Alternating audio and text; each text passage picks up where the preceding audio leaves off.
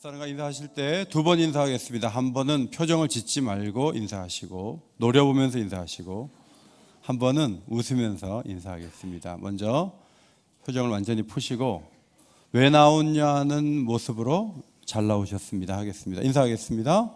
잘 나오셨습니다. 웃지 마시라고 했는데, 두 번째는 좀 웃으면서 인사하겠습니다. 잘 나오셨습니다.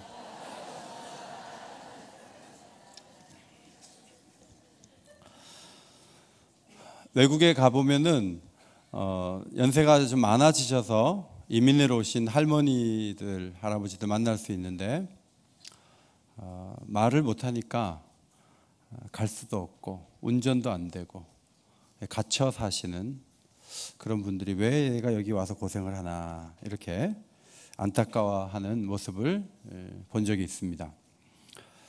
더 안타까운 건 뭐냐면 이민을 간 것도 아닌데 같은 공간 안에서 오래 같이 살고 같이 한국말 쓰는데 사람 마음을 잘 몰라주는 거예요. 소통이 안 되는 거예요. 그럼 얼마나 마음이 답답하고 힘이 드는지 모릅니다. 저는 40이 넘어서 가정행복학교라는 한 학기 프로그램에 들어가서 대화법이라는 그 강의를 2시간을 처음 들었어요. 듣고 나서 제가 느낀 게 뭐냐 하면, 고등학교 커리큘럼에 왜 말하는 법을 넣지 않았을까?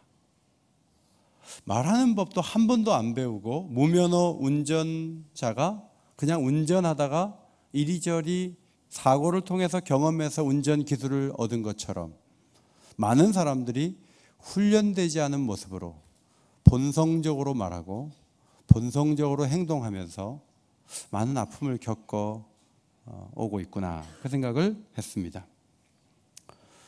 여러분이 대화법을 특별히 공부를 안 해도 괜찮습니다. 잠언만 제대로 읽어줘도 여기에 말하고 듣는 것에 대한 강조점만 잘 이해하고 있어도 사실은 굉장히 언어적 표현을 잘할 수 있고 잘 들어줄 수 있는 인격으로 설 수 있다고 생각을 합니다. 저는 지난 월요일에 큐티를 하는데 요즘 2가지 본문이 있잖아요. 하나는 우리가 해오던 매일 성경이 있고, 내년부터 우리 교회가 전부 묵상하려고 하는 큐티인이라는 교재가 있는데, 큐티인 본문이 뭔지는 모르지만 주님, 이 말씀이 다음 주일 설교가 되게 해주십시오. 그렇게 제가 기도하고 큐티인을 폈는데 말에 대한 것이었습니다.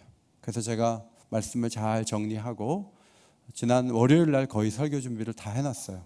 하고 계속 보충하고 책 보고 해서 오늘 설교를 하게 되었습니다. 에브라임 슈미트라는 사람이 전적으로 남의 말을 들어주는 것은 상대방의 인생을 완전히 자기 것으로 만들어 돌보아 주는 것을 의미한다. 경청만 잘해도 상대방이 굉장히 인격적으로 대접받는 느낌을 받고 굉장히 기분이 좋고 굉장히 살아나는 그런 역사가 있다는 것이죠. 오늘 저는 3구절을 중심으로 말씀을 전하려고 하는데, 먼저 13절 말씀입니다. 성경 보시고 13절을 읽겠습니다. 시작. 사연을 듣기 전에 대답하는 자는 미련하여 욕을 당하느니라. 앞이 안 띄워줍니다. 성경을 찾아야 된다는 것이죠. 13절 한 번 더 시작. 사연을 듣기 전에 대답하는 자는 미련하여 욕을 당하느니라. 사연을 듣다 보면 이해가 되는데 듣지 않고서 상대방을 다 파악하고 말하는 것은 어렵다는 것이죠. 이해도 안 됐는데 끼어들고 해결책까지 제시하면 부끄러움을 당할 수 있다, 그런 말이죠. 자, 그런 걸 읽어보셨죠? 전철에서, 전동차 안에서 애가 막 움직이고 소리 지르고 막 함부로 하는데 아버지가 천장만 쳐다보고 있어요. 그리고 전부 다 불편해, 마음이. 쟤 좀 어떻게 하지. 그런데 옆에 참다 못한 어떤 아저씨가 용기를 내서 아버지로 보이는데 애 좀 어떻게 해요, 그랬어요. 그랬더니 그 아저씨가 이렇게 얘기하는 거예요. 애 엄마를 묻고 온 지 얼마 안 됐는데 쟤는 아직 엄마가 죽은 걸 모르고 있다고. 그 말을 듣고 나니까 그 전동차 안에 있는 사람들이 전부 애가 불쌍해 보이는 거예요. 그래, 소리 지르라, 마음껏 놀아라. 넌 봐줄 수 있지만 조금 전에 소리 질렀던 그 아저씨는 용서할 수가 없다. 상황이 이게 바뀌게 되는 거죠. 잘 듣기 위해서 상대방에 대한 관심이 있어야 되고, 저 사람에게 어떤 상처와 아픔이 있을 수 있다는 것을 전제로 하지 않으면 우리는 굉장히 냉혹하게 되고 옳은 얘기만 하게 되는 것입니다. 제가 목양실에서 결혼을 앞둔 예비신랑 신부를 교육할 때마다 꼭 들려주는 얘기가 평생 싸운 할아버지와 할머니 얘기입니다. 11년 전에 가정사역자 한 분이 제게 들려주신 얘기인데 지금도 그 강의 시간에 들었던 이야기가 생생하게 기억납니다. 어느 노부부가 젊은 날부터 노년이 되기까지 하루도 빠짐없이 싸우다가 이렇게 사느니 헤어지자는 얘기를 했습니다. 그러나 남들 받아본다는 상담 한번 받아보고 그래도 안 되면 갈라서자고 상담사를 찾아왔습니다. 상담사가 물었습니다. 할아버지, 왜 할머니하고 하루도 빠짐없이 싸우셨어요? 이유가 뭐예요? 물어봤어요. 그러니까 할아버지가 전등 때문에 싸운다 그래요. 여러분, 집에서 전등을 주로 할아버지가 끕니까? 할머니가 끕니까? 보통 집에 가보면 할아버지들이 다 꺼요. 아끼려고. 근데 그래요? 할아버지가 전등 끄시는군요. 했더니 아니요, 제가 켜요. 근데 저 할머니 계속 꺼요. 몇 시에 켜냐고. 오후 4시에 킨다는 거예요. 아니 4시면 밝은데 왜 전등을 켜세요? 할아버지가 대답합니다. 제가 어릴 때 엄마하고 두 식구가 살았는데 엄마가 9시, 10시 이렇게 밤늦게 왔어요. 제가 초등학교 때 너무 무서워가지고요. 등이라도 켜고 있으면 마음에 안심이 되고, 그래서 그때부터 켰는데 결혼한 다음에 계속 켜는 거예요. 근데 저 할머니 계속 꺼요. 미워 죽겠어요. 그러면서 얘기를 하는데 할머니의 눈에 눈물이 맺히는 거예요. 아니 저 할아버지가 왜 지금 와서 저런 얘기를 하지? 내가 더 가까워? 상담사가 더 가까워? 나한테 말을 하지 왜 상담사한테 창피하게 얘기를 하지? 막 그러는데 할아버지는 속으로 네가 언제 나한테 물어봤냐? 한 번도 물어보지 않았으니까 나는 대답을 못했지. 이러면서 싸운 거죠.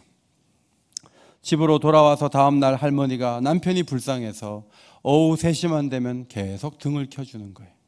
오늘도 켜주고 내일도 켜주고 3일 동안 켜줬어요. 나흘째 되는 날 불을 켜는데 할아버지가 불을 탁 끄면서 날이 밝은데 왜 켜냐고 그러면서 이제 안 켜도 된대. 이제 내 마음에 치유가 됐다는 거예요. 이제 고쳐졌다는 거예요. 여러분 3일만 알아주면요 못 고칠 병이 없다는 거예요. 그런데 우리가 그 3일을 상대방이 원하는 대로 안 해주는 거 있죠. 그게 틀리다는 거예요. 여러분 4시에 불 켜는 게 맞는 거예요. 그거 틀린 거예요. 그러나 그 틀린 행동을 하는 그 배후에 그 사람의 뭔가가 있다는 거예요. 그걸 알아주고 들어주는 게 사랑이라는 거예요. 13절에 사연을 듣기 전에 대답하는 자는 이라고 했는데 이 말씀은 사연을 물어보지도 않고 대응하면 안 된다는 거죠. 그러면 욕을 당한다는 것입니다. 예수님이 병자들을 고쳐주실 때 그냥 고쳐주지 않고 무엇하여 주기를 원하느냐 이렇게 꼭 물으셨어요. 그러면 보기를 원하나이다, 낫기를 원하나이다. 그래? 그러면 고쳐줄게. 그러면 낫게 해줄게. 주님이 늘 그렇게 하셨거든요. 주님은 알고 계셔요. 왜 왔는지 알고 계시고 그냥 해주시면 되지만 항상 확인하고 대답을 듣고 들어주셨어요. 이 과정이 중요해서 하나님이 그렇게 하시는 거죠. 기도하는 것도 정보를 몰라서 알려드리는 게 아니에요. 하나님은 우리가 기도하기 전에 이미 다 알고 계세요. 그럼 왜 자꾸 나와서 기도하라고 하는 겁니까? 왜 기도합니까?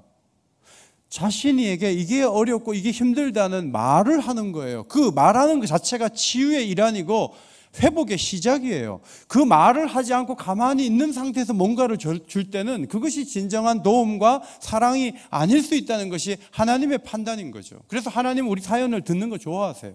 다 얘기해 보라는 거죠. 한 번은 스로보니게 여인이 주님 앞에 나와서 자기 딸을 고쳐달라고 했습니다.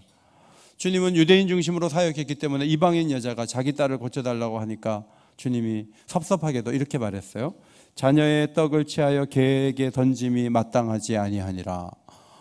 아니 자녀는 유대인을 말하고 개는 지금 딸을 고쳐달라는 여자를 말하는 건데요, 자기를 개라고 얘기했어요. 흥분할 수 있습니다. 그런데 여인이 얼마나 겸손한지 이렇게 얘기했어요. 주여 올소이다마는 개들도 제 주인의 상에서 떨어지는 부스러기를 먹나이다. 이렇게 얘기를 하니까 예수님 마음이 너무 감동이 돼서 유대인을 먼저 고쳐주고 먼저 사역하는 게 맞지만 대원칙을 벗어난 긍휼을 그 딸에게 베풀어 주심으로 그 딸을 깨끗하게 고쳐주셨습니다. 중요한 것은 원칙 그 위에 긍휼과 은혜가 있다는 것이죠. 우리의 처지와 사정을 우리 자신이 말하고 전능하신 하나님께서 그것을 듣는 과정에서 놀라운 일들이 일어난다면, 우리가 하루에도 수만 가지 대화를 하는데 그 대화 속에서 좀 잘 들어주려고 하는 것은 얼마나 중요한가 하는 것이죠. 신혼부부예요. 맞벌이에요. 돌아오면 여보 오늘 어땠어? 직장 상사가 내가 결혼해서 그런지 나를 괴롭게 해. 그러면 막 같이 열내면서 내일 자격단을 회사로 보내겠다 이렇게 하면서 부인을 전적으로 지지해주고 받아주고 막 얘기 듣다가 직장 상사가 그렇게 그러는데 내가 봐도 직장 상사가 맞아. 당신은 그렇게 야단을 맞아야 돼. 이렇게 해서 누구하고 한 편이에요? 남편하고 직장 상사하고 한 편이 되면 살기가 싫은 거예요.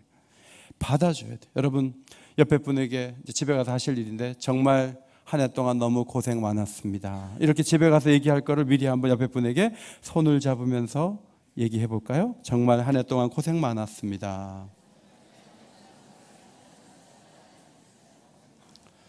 자, 한 번 더 얘기합시다. 그렇게 힘든 중에도 일어서셨군요. 국어책 읽듯이 하면 상대방이 기분 나빠요. 제대로 해야지. 여러분 사람이 성숙한가 안 성숙한가는 말을 얼마나 받아주냐에 따라 다른 거예요.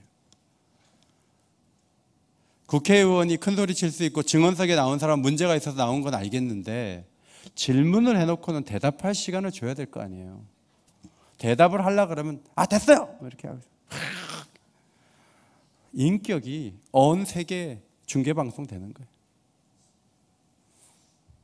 몇 년 후에 보세요. 지금 가장 큰 소리 치는 분이 증언석에 앉게 될 줄 믿습니다.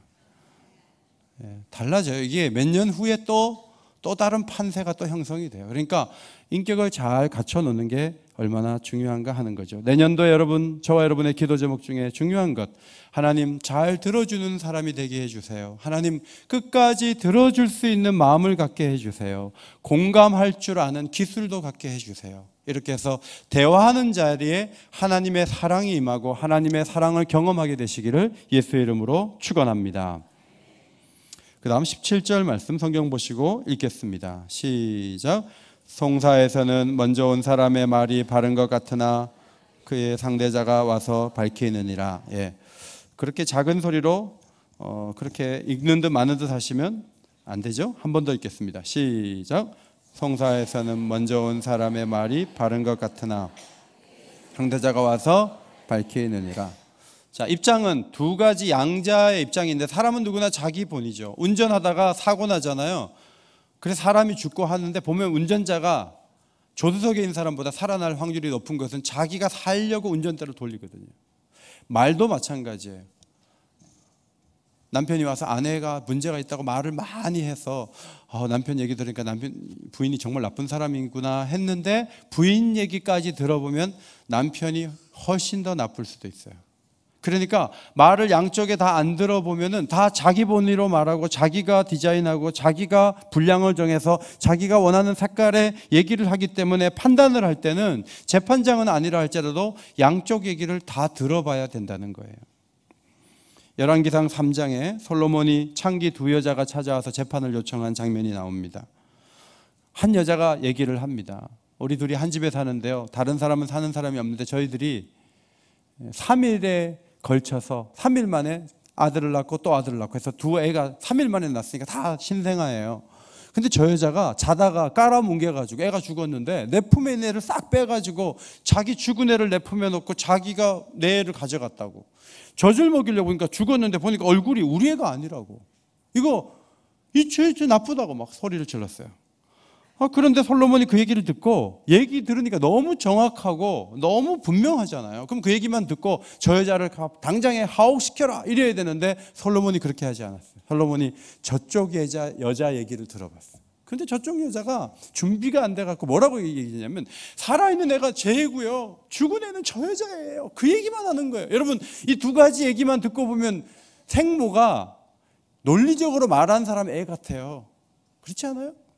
그런데 솔로몬이 지혜로워가지고 칼을 내게로 가져와라 그랬어요. 그리고 뭐라 그러냐면 이렇게 된 마당에 반을 딱 잘라가지고 절반씩 나눠주면 된다, 이렇게 얘기를 하니까 한쪽 어머니가 중심이 불붙는 것 같아서 내 주여 그리 마옵소서, 어떻게든 아이를 살려주옵소서. 제가 안 가져도 된다는 거죠. 건네주더라도 애는 죽이지 말라고 막 뛰는 거죠. 그런데 한쪽에서 아까 논리적으로 말했던 그 여자가 뭐라 그러냐면 그래요, 반씩 나눠요. 잘라가지고 나눠서 반씩 가지면 돼요. 이러는 거예요. 여러분, 누가 생모입니까? 누굽니까? 반씩 잘라서 나누자는 사람이에요? 아니죠. 지금 주무시는 분은 이게 뭐가 뭔지 몰라요.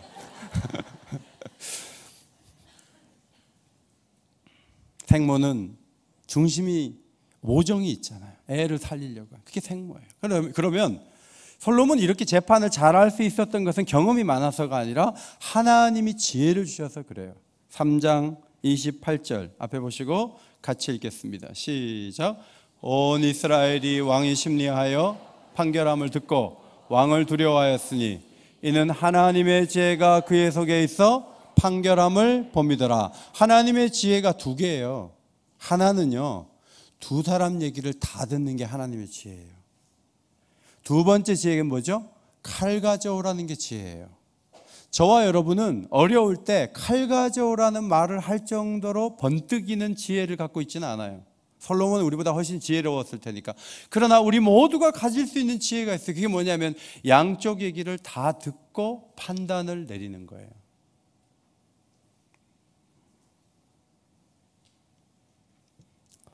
북한을 보십시오. 장성택이라는 고모부가 잘못했대요. 일주일 안에 그냥 죽이는데 기관총으로 쏴가지고 죽였다는 얘기가 들려와요. 뭐 재판 과정도 필요 없어요. 그분이 원하시면 죽는 거예요. 이것이 무법천지인 북한의 모습이에요. 우리는 어떻습니까? 우리는 경찰 조사하고 뭐 이의가 있다면 검찰청 가고 사법부 판단을 또 받고 뭐 국회에서 뭘 했다 그러는데 또 헌법재판소 가서 몇 달 있어야 된다 그러고. 여러분, 성격 급한 사람은 답답해 죽어요. 이게 뭐야 도대체? 아니, 너무 확실하잖아요. 지금 최순실의 음성이 육성으로 들려지는데 뭐가 더 필요해요? 다 그냥 끝내버리면 얼마나 좋겠어요. 그러나 여러분, 변호사도 있고 검찰도 있고 재판장도 있는데 지방법원에서 작은 사건이 안 되면 고등법원 올라오고 고등법원에 안 되면 대법원 올라가서 3심제를 하는 거예요. 작은 사건도 3심제를 거치는 거예요. 사법부도 있고 국회도 움직이고 헌법재판소 움직이고 특검이 있고 이 모든 과정을 거치는 동안에 사회적 비용이 엄청나게 드는 거예요. 제가 마음속에 아니 빨리빨리 정리해서 좀 하지, 이게 뭐 도대체 나라가 지금 앞으로 나가려면 이게 얼마나 답답한가, 이런 생각을 하다가 제가 오늘 17절을 보면서 마땅히 양자 얘기를 듣고 심리하고 이 거치는 과정을 충분히 거치는 것은 가치가 있다, 그 생각이 저는 개인적으로 들었어요. 목적은 신중하게 사실에 접근해 보자는 것이죠. 자, 사법부는 그렇게 움직인다고 치고 개인적으로는 어떻습니까? 우리는 어제 했다고 해서 오늘 말하고 아침에 뭐 마음 떠오르면 뭐 부족한 말도 저녁에 막 해버리고, 여러분 막 화부터 내고 소리 먼저 지르고, 여러분 그런 게 이게 문제가 크잖아요. 저는 참 지난 뭐 한 2주 전에 교통사고 나서 쾅 받아가지고 뒤에 범버 떨어졌는데 뒤에 아저씨가 와서 너무 죄송합니다. 그래서 제가 그럴 수도 있죠 그랬어요. 아저씨가 잘못한 건 맞죠? 그러니까 100% 제 잘못입니다. 제가 보기에는 카톡하고 있었어요. 카톡하다 쾅 받아.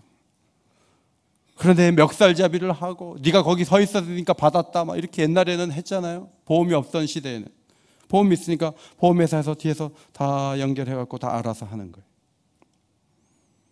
저는 옥인교회 43살에 부임해서 내가 너무 주장이 옳았구나. 내 목소리가 너무 컸구나. 그 생각이 참 요즘 많이 들었어요. 내가 원하는 시점에 내가 원하는 방법으로 안 되면 내가 못 견디는 거죠. 왜냐하면 하는 일마다 잘 된다고 내가 생각하니까. 성대와 결절이 와서 병원에 가서 듣는데 의사가 뭐라 그런지 아세요? 저보고 이렇게 얘기했어요. 큰 소리 치지 마세요. 짧게 말하세요. 그리고 이렇게 얘기했어요. 설교를 쉬세요. 여러분, 목사는요, 설교하는 맛에 사는 거예요. 그런데 큰 소리 치지 말라는 게 성대 보호를 위해서 하는 얘기지만 의사를 통해서 저에게 주님이 주시는 말씀이죠. 너무 자기 주장하면서 살지 마라. 남의 얘기도 좀 들으려고 해라. 네가 원하는 때에 네가 원하는 방법으로 안 된다 그래서 그렇게 화내면 그럼 네가 그게 올바른 거냐? 그런 생각이 참 많이 들었습니다. 그래도 우리 장로님들이 잘 참아주시고 또 이해해 주시고 넘어가고 그래서 사실 여기까지 온 것이지, 제가 잘 모르는 분들한테 와서 막 그랬으면 참 어려웠을 거예요. 문제는 우리가 참 조급한데 양쪽 얘기 들을 것 없이 빨리 한쪽 얘기 듣고 빨리 판단 내리고 빨리 해결을 해야 되는데 그게 왜 그러냐 하는 거예요. 그 이유는 우리가 교만하기 때문에 그래요. 내가 너무 옳기 때문에 큰 소리 치는 거예요. 나도 실수할 수 있고 나도 잘못할 수 있고 나도 용서가 필요한 사람은 절대로 큰 소리 낼 수 없어요. 큰 소리 치면 그 다음에 그 어려움이 나한테 오는 거예요. 제가 전에도 한번 말씀드렸잖아요. 새벽기도 너무 안 나와서 새벽기도 안 나오려면 재직을 그만둬라 그리고 큰 소리를 막 쳤는데 그 다음날 목사님이 눈을 떴더니 오전 8시였어요. 그럼 그 목사님 뭐가 되는 거예요 도대체? 우리는 용서를 받고 살아야 돼요. 우리도 실수할 수 있어요. 죄인 앞에서 지나치게 큰 소리 칠 거 없어요. 잘못한 것 앞에서 너무 큰 소리 칠 거 없어요. 왜냐하면 우리도 잘못할 수 있기 때문에. 신중하고 부드러운 만큼 주님을 닮는 것이죠. 마지막 23절 말씀 성경 보시고 읽겠습니다. 시작. 가난한 자는 가난한 말로 구하여도 부자는 엄한 말로 대답하느니라. 가난한 자는 간절한 말로 구하지만 부자는 엄한 말로 대답한다. 이것도 말에 대한 것이잖아요. 가난한 자는 뭔가 배려를 받아야 되니까, 도움을 받아야 되니까 간절해지고, 부자는 주는 입장이니까 큰 소리 친다는 그런 말씀이에요. 존 암스트롱이라는 사람이 인생학교 돈이라는 책을 썼는데 카렌이라는 여자를 소개했습니다. 카렌은 먹고 살기에 충분한 돈이 있느냐 없느냐 그건 중요하지 않고 그녀에게 있어 돈은 신분을 넘어서서 사랑, 관심, 존경, 자긍심, 충만한 존재감을 좌우하는 것이었습니다. 그녀에게 돈은 종교적인 의미이고 삶의 목적이고 신의 은총이었어요. 자, 이 사람은 어떤 재정적인 변화가 필요한 사람이 아니라 도덕적인 개혁이 필요한 사람이다 하는 것이죠. 여러분, 돈이 좀 있으면 어떻게 됩니까? 돈이 있으면 어깨에 힘이 좀 들어가죠. 그리고 조금 더 길게 말하고요, 조금 더 높은 톤으로 크게 얘기합니다. 이게 돈이 있는 사람이 자신도 모르게 표현하는 것이죠. 가난하면 말을 안 해요. 그리고 큰 소리 잘 안 치고 칠 수도 없고 짧게 말하고 상대방의 표정을 이렇게 눈치를 보고 그러죠. 그럼 저는 이 23절이 왜 기록됐냐 하는 거예요. 저 사람이 이렇게 간절한 말로 하는 거 보니까 저 사람은 틀림없이 가난한 사람이라고 판단하라는 것입니까? 저렇게 큰 소리 치는 거 보니까 잘 사는 사람인가 보다라고 느끼라는 것입니까? 그러려고 23절이 기록된 것은 아닐 것 같습니다. 이 말은 반대로 이런 얘기죠. 가난한 사람이라 할지라도 당당하게 말할 줄 알아야 하고, 자신이 많은 것을 가졌다고 해도 허리를 숙이면서 말할 줄 알아야 한다. 그 얘기를 반대로 뒤집어서 하신 말씀이라고 1차적으로 해석했습니다. 그러나 생각해 보십시오. 지금 내가 100억을 갖고 있는데 10년 전에는 10억밖에 없었습니다. 그럼 지금 100억을 갖고 있을 때 아무래도 대화 속에서 큰 소리 치겠습니까? 10년 전에 더 큰 소리 치겠습니까? 무슨 말인지 잘 모르시는 분이 너무 많은데, 자, 10년 전에 10억밖에 없고 지금 100억이 있는데 지금 더 큰 소리 치겠습니까? 10년 전에 더 큰 소리 쳤겠습니까? 예. 지금 100억이 있으니까 아무래도 목에 힘이 더 들어갈 수가 있는 게 사람이잖아요. 그래서 어니스트 마더라는 사람이 이런 말을 했어요. 인간이 자본을 고용하는 것이 아니라 자본이 인간을 고용하는 현실에 나는 반발한다. 돈이 주는 힘이 너무 강하기 때문에 많이 가졌는데도 겸손한 것이 너무 힘드니까 좀 나누는 전략을 짜야 되는데 나는 기업을 할 때 350명 이상의 종업원을 두지 않겠다. 그래서 더 많은 사람들이 필요하다면 회사를 둘로 나누겠다. 그렇게 해서 겸손한 환경을 만들고 모든 종업원들이 그 부를 함께 공유할 수 있는 그런 공동체를 나는 지향하면서 사업을 하겠다. 그러나 어떻게 하면 수익을 잃지 않으면서 자유와 행복과 인간의 존엄성을 제대로 느낄 수 있는 회사를 조직할 수 있을까? CEO로서 이제 그런 고민을 한 거예요. 제가 그걸 보면서 이게 얼마나 성공했을까라는 생각이 들면서 예루살렘 교회가 생각이 났습니다. 예루살렘 교회는 여러분이 아는 것처럼 모든 물건을 서로 통용하고 재산과 소유를 팔아 각 사람의 필요를 따라 나누어 주는 교회가 예루살렘 교회였죠. 여러분, 부자들이 오는데 다 고마운 사람들이에요. 와가지고 막 맨날 베풀고 도와주고 하니까.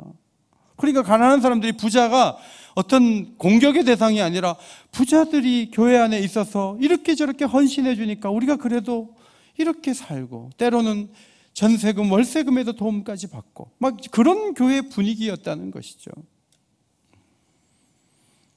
솔로몬이 말한 간절함으로 말하는 사람과 엄하게 말하는 사람의 구분이 점점 없어지는 공동체, 이것이 신약에서 우리가 발견할 수 있는 교훈인 것입니다.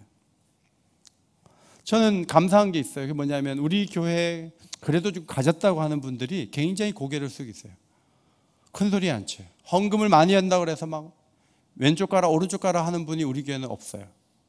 그게 너무 감사해요. 식사 대접을 할 때도 이렇게 얘기해요. 어떻게 하냐면, 목사님, 교육자들 식사 한번 대접하면 좋겠는데요, 목사님이 혹시 교육자들 전체가 이렇게 같이 밥 먹을 수 있는 시간이 있겠습니까? 이렇게 물어요. 여러분, 돈이 없습니까? 시간이 없습니까? 예? 저 호텔 뷔페 가면 맛있는 거 많은데 돈이 없어 못 가십니까? 시간이 없어 못 가십니까? 그렇죠. 우리는 돈이 없어서 못 가죠. 그런데 상대방이 뭐라 그러냐면, 돈이 없어 못 드셨죠? 돈 드릴 테니까 가서 먹어요. 이게 아니고요, 혹시 시간이 되시겠지? 목사님이 그걸 또 이렇게 같이 사주는 수고를 해서 어떻게 하죠? 그러면서 밥을 한 번씩 이렇게 사시는데 뭐라 그러냐면, 저는 빠지고 누군지 얘기하지 말라고. 우리 교회 잘 사시는 분들이 그런 분들이 계세요. 그래서 참 뵐 때마다 너무 감사하고, 또 감사한 것은 뭐냐면, 집에 신방을 가보니까 엄청 가난해요. 문제도 너무 많아요. 그런데 교회에서 그래도 자기 소리를 내고 당당하신 분들이 우리 교회에 참 많아요. 참 감사해요. 여러분, 엘리베이터 타고 5층에 가서 식사하실 때 연세를 우선으로 해줍니까? 장애를 우선으로 합니까? 네. 아무리 뭐 많이 가지시고 아무리 연로하셔도 장애인이 저 먼저 갑니다, 이따가 오세요 하고 안에 딱 타시면 연세 드신 분들이 빙글빙글 돌아가지고 5층까지 걸어가는데 입이 이만큼 나오신 게 아니고, 그건 당연한 거예요. 그분은 불편하니까 그것밖에 없는데 나는 그래도 아직 걸을 수 있다 하면서 걸어 올라가시는 거예요. 저는 우리 교회가 장애를 가지신 분들이 자기 소리를 낼 수 있는 교회가 되기를 소원합니다. 우리가 재직회를 하고 공동회를 하잖아요. 그런데 누가 손을 들었는데 그분이 너무 가난한 분이야. 그리고 정말 그분이 큰 소리를 치는 데가 아무 데도 없어요. 그런데 그분이 손을 들고 궁금한 게 있어서 질문을 하는데 사람들이 참 귀하게 봐주는 교회가 되면 좋겠어요. 그리고 좀 사람들 보기에, 야, 저분은 직분도 그렇고 저분은 집도 잘 살고 저분은 차도 좋고 요즘 애들도 잘 나가고. 여러분, 혹시 그런 사람이라고 나를 보는 경우에는 말을 줄이고 더 작은 소리로 겸손하게 이야기하는 우리 교회가 되기를 소원합니다. 아멘입니까? 그게 교회와 세상의 차이점이에요. 17세기 시인 막스 에르만이 쓴 시가 있습니다. 뭐 신지 모르겠지만 이런 글이 있습니다. 한 친구에 대해 난 생각한다. 어느 날 나는 그와 함께 식당으로 갔다. 식당은 손님으로 10,000원이었다. 주문한 음식이 늦어지자 친구는 여정어문을 불러 호통을 쳤다. 무시를 당한 여정어문은 눈물을 글썽이며 서 있었다. 그리고 잠시 후 우리가 주문한 음식이 나왔다. 난 지금 그 친구의 무덤 앞에 서 있다. 식당에서 함께 식사를 한 것이 불과 한 달 전이었는데 그는 이제 땅속에 누워 있다. 그런데 그 10분 때문에 그토록 화를 내다니. 가끔 식당에 가면요, 종업원들을 너무 무례하게 다루는 손님들이 있어요. 그런데 얘기할 때 보면 막 교회에서 뭐 한다고 교회 얘기하면서 한 달 뒤에 땅속에 누워 있을 수도 있어요. 언제 갈지 몰라요. 사랑을 남기고 떠날 수 있는 우리 모두가 되기를 소원합니다.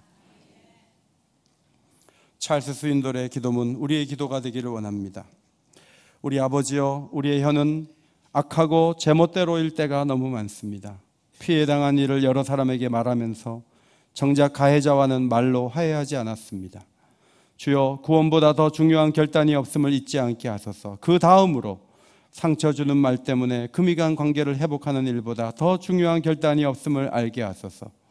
제대로 알지도 못하면서 성급히 말한 우리를 용서하소서. 발언권을 얻기도 전에 말한 것을 용서하소서. 그 자리에 있지 않아 자신을 변호할 수 없는 형제나 자매에게 상처를 입힌 것을 용서하소서.